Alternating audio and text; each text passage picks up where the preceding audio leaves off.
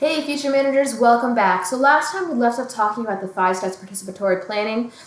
Today I want to kind of figure out what kind of time frames should we be planning for. So there are two main time frames that your text point out that I want you guys to know that we are thinking about as managers. So those are short-term plans. Hey, what do we want to accomplish this year? Okay, so what are the things I want to accomplish in the next 12 months? Anything within a 12-month period is usually considered to be a short-term plan. All right, so when I'm meeting with my employees and I say, hey, listen, here's what the company is trying to achieve this year. Here's what maybe our division or our unit's trying to accomplish. You usually take that larger goal and break it down. And then I say, okay, here's our plan for our team.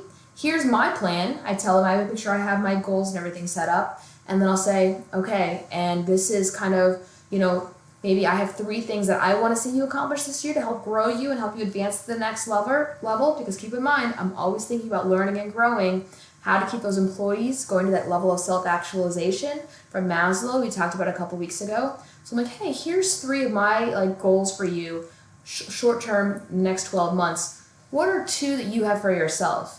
And I'll have my employees set their own goals, and we'll put them on a PowerPoint slide, and we'll print it out and we'll put it up on their wall so they can be thinking about it all year. So they're helping meet company objectives, they're helping to meet team objectives, and they're also helping to meet their personal objectives. All that is considered short-term planning, okay? A year or less. But that's not the only kind of planning that managers do, okay? We do short-term, but we also do long-term planning as well. Long-range plans are usually 3 years or more. That's a long-term plan. So, for example, when I'm trying to think when I was back in your shoes, I had my short-term plans like, hey, maybe yours is, I really want to finish this class and get an A. All right? That's a great short-term plan. Or maybe say, hey, I want to graduate in 2 years. That's kind of a middle-range plan. But a long-term plan would say, hey, you know what? Maybe I want to be a CFO in 10 years. That's awesome. So that's usually thinking really far out. But then once you get those long-term plans what you do is you start to backtrack it. And you make meaningful milestones along the way to make sure you're on track to getting a CFO job. So if I'm saying, if you want to become a CFO, maybe you need to get a job right out of college being a financial analyst. All right, that's a really great stepping stone into the finance industry. You're learning a lot. You're on your way, But if you, want to become something completely different, go work in a dog kennel, that's fantastic. And I would say if you're going to do that, keep that CFO dream in your mind. But then think about, hey, maybe I can take over handling the finances for this dog kennel or something along those lines. I'm just letting you know, you have to think about how you can set micro goals for yourself that are going to be meaningful to help you know you're on your way. You want to do this personally, and you also want to do this professionally, and you want to help your business to be able to plan for the future as well. We live in a rapidly changing business environment right now. It's hard to know kind of what's going to happen, especially with all the COVID stuff that's going on, what's going to happen in the next month, let alone the next year, 3 years, 5 years. But technology is changing fast, globalization is changing fast, and so you have to start thinking about, hey, this is what the environment could look like, and start planning multiple scenarios around what it could look like in the future. Maybe you do have to start doing some pandemic planning. Hey, what if this comes back again in a couple of years? Or, what if, our competition introduces a new product? Are we going to have a new product in the market as well? Or hey, what if, we get a competitor from a third world country that comes in and low cuts us on price? So you have to start kind of strategizing, which we'll talk about in a couple of weeks, but planning for long term, several different scenarios that are going to help get you there, and then again, backtrack it and make some short-term plans or meaningful milestones along the way that are going to help you get there. I can even speak for myself personally. I've wanted to be a business professor for many, many years before I actually became one, and doing this, I'm very, very thankful. I'm very thankful to be here at Point Loma. It really is a dream come true for me. But I literally had to set up for myself meaningful milestones along the way to remind myself, hey, this is my long-term goal. All right, so I think it was probably 15 years or so after I wanted to become a professor to when I actually was. That's a long time. And what was cool was God kind of used it and tweaked me a little bit to say, okay, this is what I want you teaching, and this is where I want you teaching. And it was really, when I look back, it was totally a God thing. But I want you guys to be able to say that for yourself 15 years down the road as well. I started off wanting to be a CFO, and and maybe I'm a CFO for a nonprofit now as opposed to a big bank or something. And I feel so much more fulfilled and satisfied, and I'm making a difference in the world. Those are things that, as you learn and grow, God will lead you down certain paths, and I'm super excited for the things that He's going to do in your life. So, long-term plans, 3 years or more, but again, create those meaningful milestones along the way. For myself, it was, okay, I got to get a master's degree, I got to get some business experience, I need to take all the learning and training I can, I need to get in a doctoral program, I need to start doing little teaching engagements. Those are all the kinds of things that kind of help me get ramped up to teaching. So I'm curious to know what your long-term plans are and kind of start thinking about, what are some things you can do personally. And you do the same thing for a business as a manager. So I wanted to share this with you guys as well. So this is interesting. So this is Jacques. So this is long-term planning. Long-term planning is difficult, all right? No one ever said it's easy. It definitely takes some brain work and it takes some sitting down. I find the more you can commit it to paper, the better off you're going to be at having it happen. And put it somewhere you can see it. Some people put a sticky note on their mirror and it sits there for years, all right? But usually when we're talking about long-term planning, it's hard. So if you look at this chart here that I gave you guys, most of us can do a 3-month time plan. That's how long this class lasts. Interesting. Most classes are in general semester anyway. But 3 months, right? You can think through the end of the semester. You can plan and get yourself successfully through the semester. All right, that's most people. And then some, you can see how much it drops off there. A few of us can think within a 1-year time plan. You can plan month by month by month and see meaningful progress and get there for a year. All right, most of us. We've got 20 years. That's very, very rare. I think about that kind of like with like paying off a house or a mortgage, which a couple of you guys out there might know a little bit about that, but for most of you, it's still going to be in your future. All right. So when you're trying to think about, hey, I want to save to buy a house, you can save for 3 months, you can save for a year, but are you going to save for 20 years before you buy your house? No. That's why we end up going into debt, right? Because it's just so much to fathom, and we need a place to live in the meantime too. But what I'm trying to say is it takes a rare person to be able to plan something out for 20 years before realizing that fruition. All right, so just kind of keep that in mind. But it's really good to set those meaningful micro goals along the way. So I wanted to share this with you guys. You'll see this again when you get to marketing and later classes, but there are 5 main steps of goal setting. We call them SMART goals, all right? So goals basically have the function of saying, all right, here's the plans we have long-term way down in the future, and we have a bunch of activities that we have to get done to get us there. Goal setting is going to help kind of map that out a little bit. I'm hoping you guys are going to be able to see behind me. We'll see. But SMART goals, I just write SMART on the board. All right? And I want you guys to remember what each of these are. So any sort of goal you take should always be trying to take your activities towards your plans. Activities towards your plans. All right? So you're specific.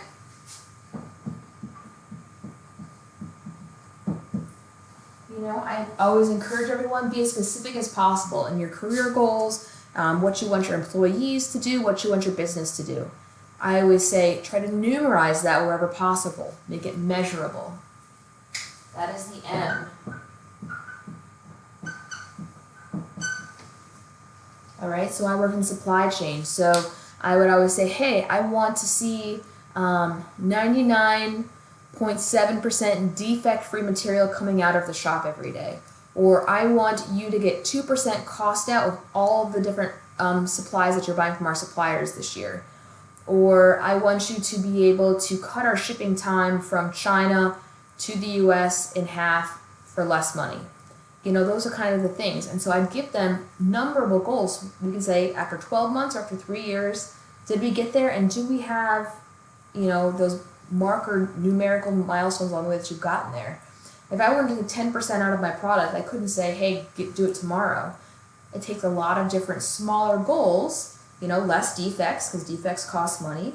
It takes trying to make sure you're negotiating things for lower prices. That's part of it, because all your different materials go into your final product. You have to pass it on to your customer.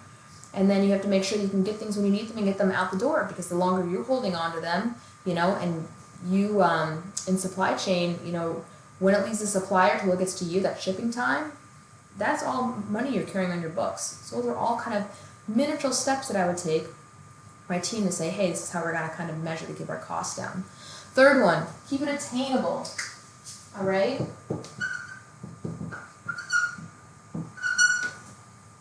You do want to challenge, stretch, and grow people, but you also want to be thinking about, hey, what are some things that I can do to make this like a little bit of a stretch, but still let people know, hey, I can do this and I can be successful. You want to be able to make sure it's realistic to accomplish that. You know, if I went to my employees and said, we got to get 10% cost out today, you know, I've had those managers do those kind of demands before, and all it does is just create a lot of anxiety, a lot of fear among the workforce. You know, they would say, if we don't get this cost out, you know, we're going to have to lay people off. But that is not the right mentality to go into your workforce and kind of have. So think about how you can challenge people and encourage them and not help them, make them think that it's kind of a fire sale, as we called it. So challenging but realistic. Next is relevant, all right? That is the R in SMART. The goals in between should be relevant. We want to make sure that everyone can kind of stay on task and be able to see how this individual goal or these activities are relating to the bigger goal. They don't want to necessarily know that, you know, that it's not related. So for example, if I have an employee that I may be sending out to a random quality training or something along those lines, I'd be like, why am I doing a quality training? You know, I work in manufacturing, you know, I'm like, I'm sending you to that quality training because you're going to help us get the company to a lower number of defects. All right, so you always want to make sure people can see how all the little activities are aligning to that main long-term plan. And then last, timely.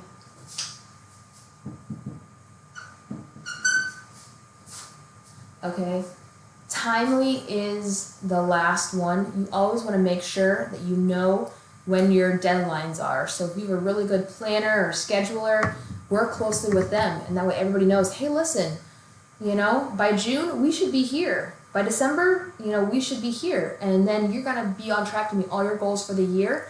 And we're going to be on track for our long-term plan of getting 2% out for this year so we can do 10% in 5 years. I don't know, something along those lines. But you always want to make sure whatever it is you do, you have a time, it's measurable, and you have a time frame linked to it. And people know exactly what date they're working to. If it's ambiguous, be like, go get it done. Okay, by when? You know, do you need it done today or do you need it done in the next 12 months? And so that's really helpful in helping your employees align. So remember those SMART goals: specific, measurable, attainable, relevant or realistic, and timely. Okay, so keep that in mind. You're going to see SMART goals again in later classes, but think about SMART whenever you are trying to set goals for yourself personally, when you're trying to manage yourself, or you're trying to manage a team or a larger business. So as I told you guys, Americans aren't really the best at goal setting. Okay, we talked about JOC's decision making. 3 months we can usually do. A year, maybe. Longer than a year, almost nobody. Here's just Americans, okay? So that other study was more global. This is Americans. 45% of Americans usually make goals. That's less than half. That's usually, okay? 17% infrequently make goals. And then 38%, again, still almost half, never make goals. So think about all of the kind of, I think it's kind of missed opportunities that are out there if we are not out there setting goals for ourselves. So I would encourage you guys, what are some goals you have for yourself? Short term, long term, start thinking about what those are and can you SMART them out, you know? So start thinking about that. But goal setting is something that we as a society and as a culture are not good at. So what are things that you can do to help change that? And let me tell you the power of goal setting. So this is, I don't necessarily know, this dates back to the 50s and the 70s, so this is before the internet, so I can't substantiate this, but this is a well-shared antidote that's out there. But they say, this happened in Yale in the 1950s and again in Harvard, 1973. These are MBAs, all right? So these aren't undergrads, these are MBAs, and they're very, very smart ones if they're going to Yale or Harvard, all right? So they said prior to graduation, it was determined that 84% of the graduating classes had set no goals at all. No goals for what they wanted to do after their MBA. None. 84%.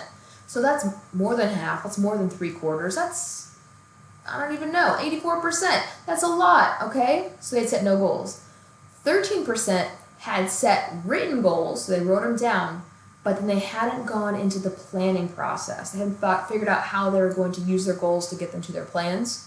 You know what I mean? But only 3%, 3 out of 100, so not even 1 in 10, 3 in 100 had both written goals All right, they'd SMART goaled it out and also had used concrete plans as well. So what happened to these people? 84% had no plans. Well, they're still Yale and Harvard MBAs. Did good, right? 30% wrote some goals out. They did some SMART goals, but they didn't really know how they were going to get to those SMART goals. 3% had made the concrete plans to go with the written goals. The result, 10 years later, the 13% of the class that had set written goals but had not created plans, they at least had some goals for themselves, making twice as much money as the 84%, all right? Just by making some SMART goals, all right? Twice as much as those that had no goals at all. So that's pretty darn good, right? So written goals, there's power to that, right? And you can see that financially. But here's what I really want you to focus on. The 3% of the class that had both written goals and a plan for those goals were making 10 times as much as the other 97%. So think about that. Planning and goal setting pays, all right? So this is kind of where I want to leave for you guys. Take some SMART goals, figure out where they are for yourself, and set them up for yourself maybe in the short term, in the next 12 months, and then also in the longer term.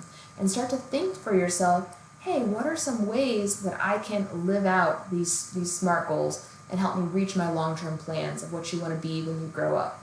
All right? So anyhow, just hope you enjoyed learning a little bit more about goal setting. Encourage you guys, set yourself some goals, short-term, long-term, SMART goal them out, write them down, put them somewhere you can see them, and they're going to help you reach your long-term plans. See ya.